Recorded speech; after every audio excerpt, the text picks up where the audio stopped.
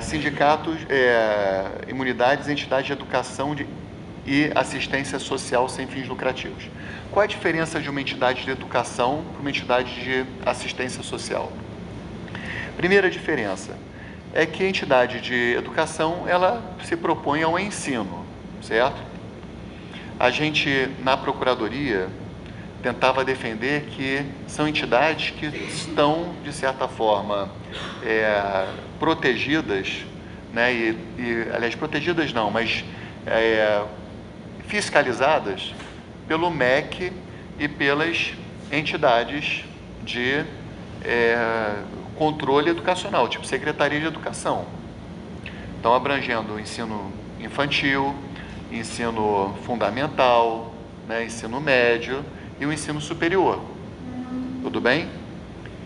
Então, teria que ser entidade, para ser de educação, deveria ter uma autorização para funcionar do órgão competente, ou MEC, ou Secretaria de Educação, tudo bem? Só que a jurisprudência, ela não acompanha muito esse raciocínio, é meio controvertida, tá? Mas, por exemplo, a cultura inglesa, ela conseguiu a imunidade tributária, processo lá do meu acervo, certo? É a entidade de educação supostamente sem fins lucrativos, tudo bem? Então, ela não está regulada pelo MEC, é uma entidade que ensina idiomas, foi reconhecida a imunidade dela. A gente briga até hoje por conta disso, mas já há vários acordos favoráveis. Tudo bem? Bom, e o que é uma entidade de assistência social?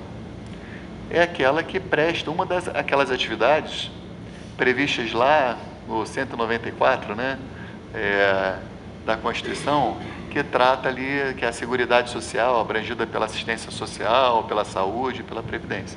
Nunca mais vou esquecer que é o 194. Então, a assistência social normalmente está atrelada a uma prestação de um apoio a pessoas necessitadas, algum grau de hipossuficiência. Pode ser um idoso, pode ser uma criança, pode ser uma gestante, pode ser uma pessoa em vulnerabilidade social. E a gente tem que lembrar, pessoal, que historicamente a assistência social, ela só está sendo prestada pelo Estado há aproximadamente uns 100 anos, né? 150 anos por aí. Mas durante toda a caminhada aí da humanidade, normalmente foi prestada por entidades religiosas. Somente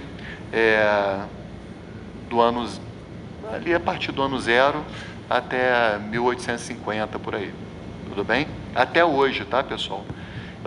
Recebi no meu feed de notícias um censo de dados da Igreja Católica. Tá? A gente podia ter até separado para vocês. Mas é uma coisa assim impressionante. São, sei lá, 150 mil escolas.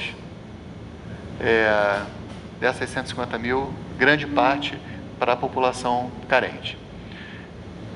300 mil, estou chutando o número, mas é nessa casa, das centenas de milhares, de entidades de assistência social sem fins lucrativos, somente na África, em lugares mais carentes. É um negócio que não tem nenhum estado do mundo que tenha tanta assistência social.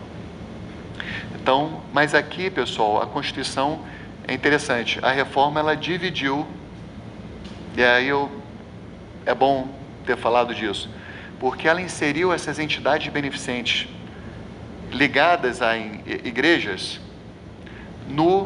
na linha B. Antigamente, essas entidades, elas pleiteavam a imunidade pela linha C, que é essa das assistências sociais.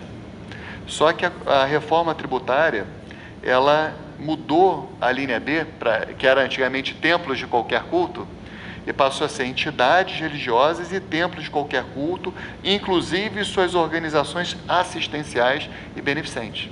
Beleza? Então, toda entidade assistencial e beneficente ligada a entidades religiosas tem imunidade tributária, a partir de agora, a partir da reforma, né? Final do ano passado. Tudo bem? não precisa sequer comprovar os requisitos da lei. Eu falei para vocês quais são esses requisitos na aula passada, que estão lá no artigo 14 do CTN. Coloquem a remissão aí.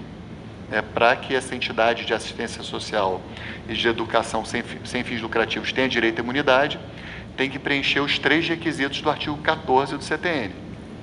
Não distribuir patrimônio, dividendos, lucros aos seus diretores, né? Investir integralmente no Brasil. Aí eu dei o exemplo da irmã Conceição, na última aula, da freirinha lá.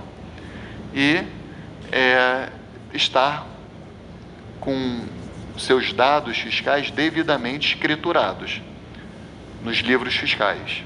Justamente porque o fiscal ele precisa desses livros para verificar se está investindo no Brasil, se distribui lucros. Então, são esses 3 requisitos que estão previstos no artigo 14 do CTN. Aparentemente não precisam mais do artigo 14, porque foi bem antes da reforma. Ela buscava com base na linha C, entendeu? Antes da reforma, a linha B era só para entidades religiosas, não para suas entidades assistenciais e filantrópicas.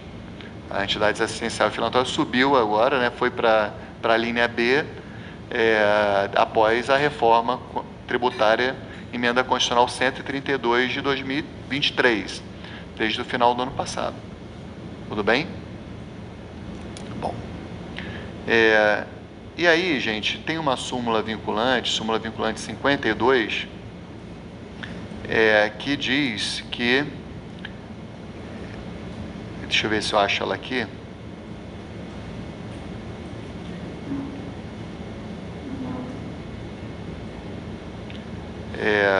Bom, tá fácil aí para você? Não, achei aqui.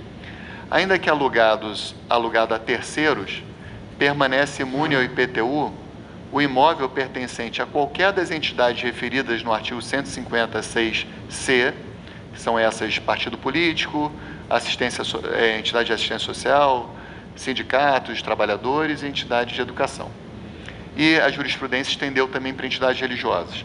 Ainda quando alugados a terceiros, permanece imune ao IPTU o imóvel pertencente a qualquer das entidades referidas pelo artigo 156C da Constituição, desde que o valor dos aluguéis seja aplicado nas atividades para as quais tais entidades foram constituídas.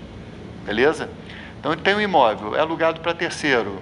Bom, se o aluguel é destinado à assistência social, à educação, à entidade religiosa, ao sindicato, beleza, permanece imune ao IPTU esse imóvel.